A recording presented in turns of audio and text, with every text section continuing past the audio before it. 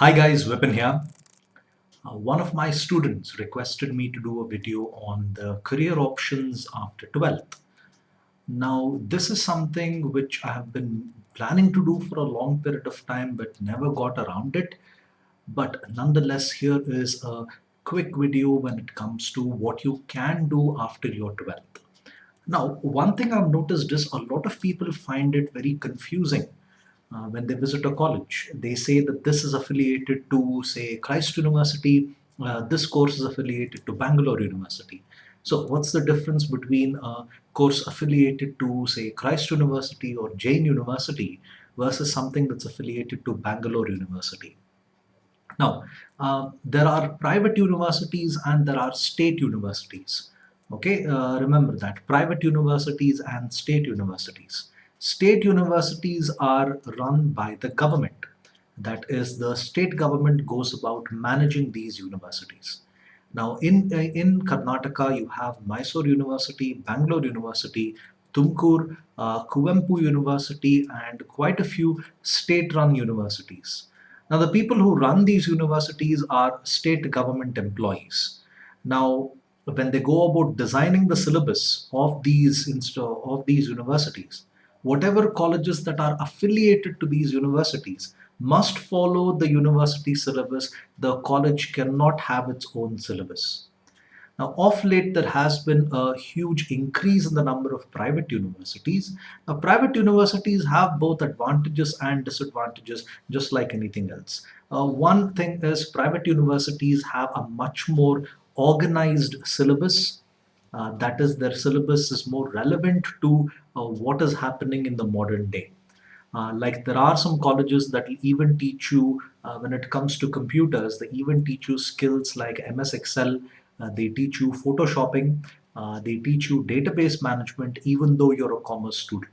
Now, that is something which is really useful for the present day. Now, private universities are expensive. I've seen private universities charge little over a lakh rupees for a simple BCom degree. But that's one downside to it.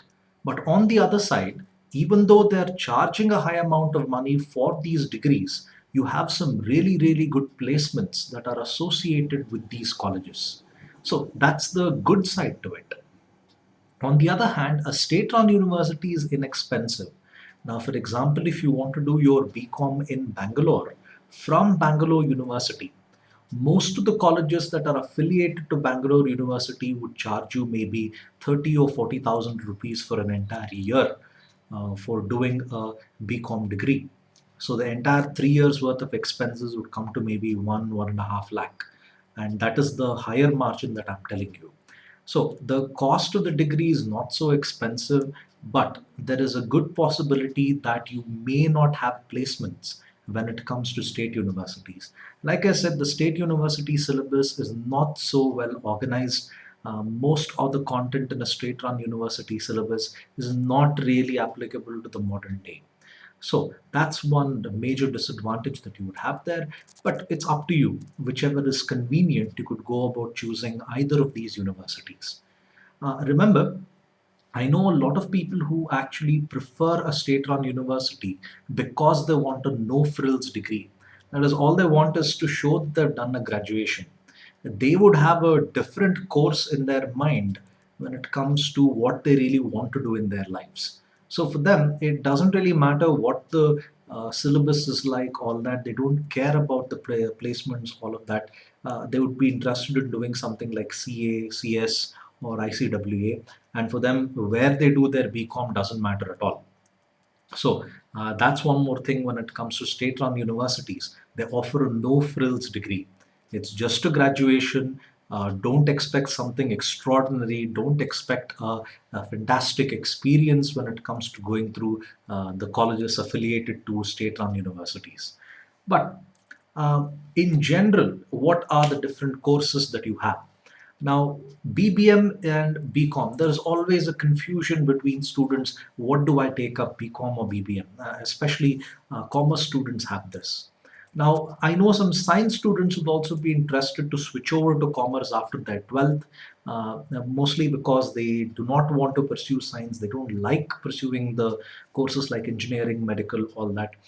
For science students, I would advise that you take up BBM because I was a science student in my 12th. 11th and 12th, I did PCMB, physics, chemistry, maths, and bio.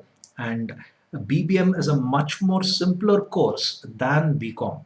BCom has got a lot of concepts related to accounting, and usually science students struggle when it comes to accounting. So, if you're a science student, take up BBM.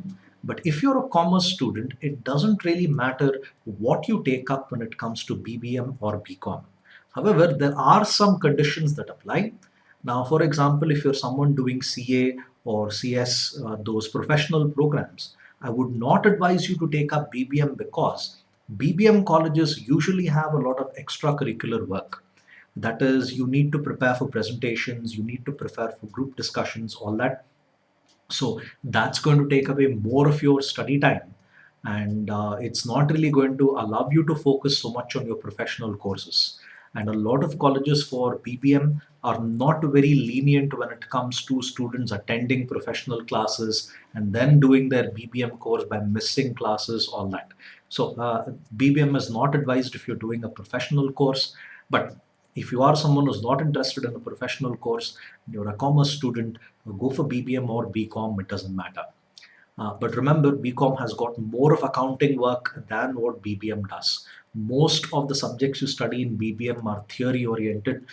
In BCom, it's mostly practical oriented subjects like stats, maths, and accounting. BA, on the other hand, is ideal if you're someone who's interested in the arts.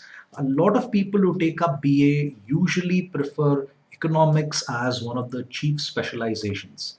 Now, I've not really seen any high-end jobs if you are an expert in economics, but to be an expert, to be a specialist in the field of economics, you should have a very high quality post graduation from a very good university.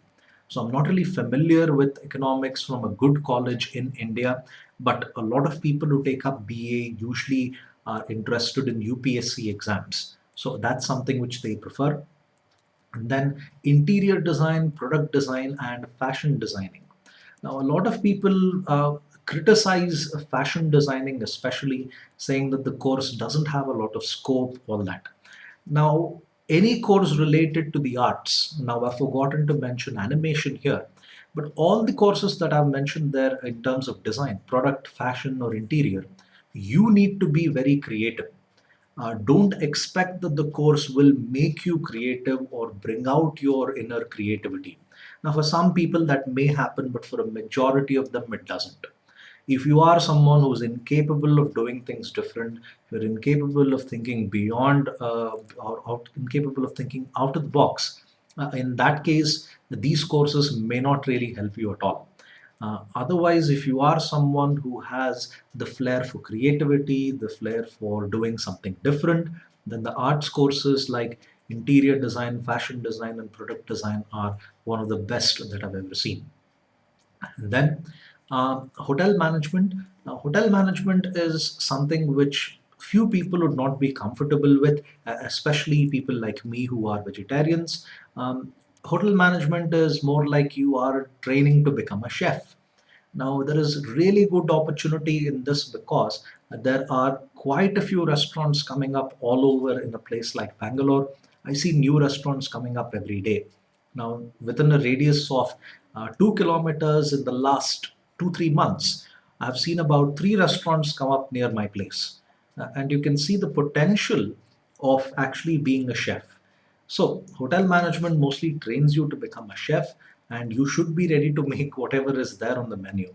It doesn't really matter if you are someone who's willing to compromise on your principles, on your religious beliefs, then hotel management is something that you can take up. Now, remember, all these courses from all these universities don't really expect the college will give you everything and make you a better person than what you were from the time you joined. It is your effort that will actually make you a better person. Do not be under the impression that if I study something like product design, I'm going to be the next guy who is going to design the iPhone. It's not going to work that way. You really need to be someone who can stand out from the rest so that people recognize you for your talent, and that's how you progress in your career. Or if you are someone who's just into the course, just writing the exams and going home, that really doesn't add any value to the degree, that really doesn't add any value to your life. So, if you're able to apply yourself in any of these courses, you can do wonders. And always remember that you should review your skills and you should apply the course which suits your skills. Now, for someone like me, I cannot do interior design. The reason is I'm terrible at drawing. I'm a person who can write well, but I can't draw very well. I'm not very good when it comes to putting up colors, putting up floor plans, all that. So, if I were to review my skills, I can tell you that I'm probably good at BA, BCom, or BBM. I'm certainly not good at the others, the skill sets required in the others. So, you guys can review yourself and see where it is that you stand and choose the course which you feel is ideal. So, thank you for your time. Have a nice day. And if you have any queries, do send me a message on WhatsApp. You can find my mobile number on my website, that is Professor Vipin, vipinmks.com. So, thank you for your time again. See you guys. Bye.